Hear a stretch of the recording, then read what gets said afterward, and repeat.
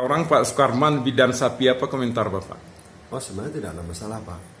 Kenapa saya tidak ada bermasalah? Karena itu adalah salah satu profesi yang sudah saya cintai. Kemudian didasari dengan latar pendidikan berdisiplin ilmu peternakan, Pak.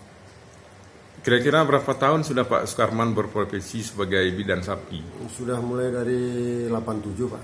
Tahun 87. Tahun 87 sudah menggeluti. Kapan saja Bapak menangani kelahiran sapi? Kelahiran sapi tidak dapat ditentukan, Pak, siang atau malam harinya. Jamnya malah ada yang di tengah malam kita harus lakukan. Sesuai dengan permintaan dan saatnya kita mendapat informasi dari petani.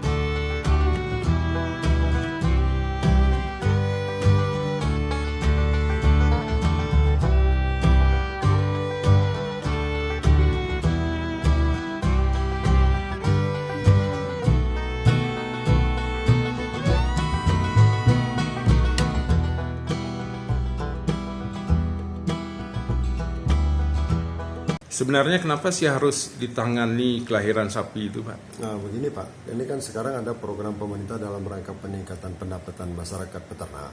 Pemerintah menyediakan bibit-bibit ternak eksotik sapi-sapi besar. Sementara di Kabupaten Aceh Tengah tidak memiliki induk yang besar.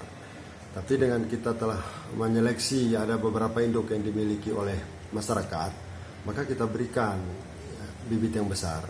Yang tujuannya adalah meningkatkan genetik. Sehingga nilai jualnya bisa menjadi besar. Bibit yang besar contohnya apa, Pak? Seperti sapi semental, lemosin, berangus, abardan hangus.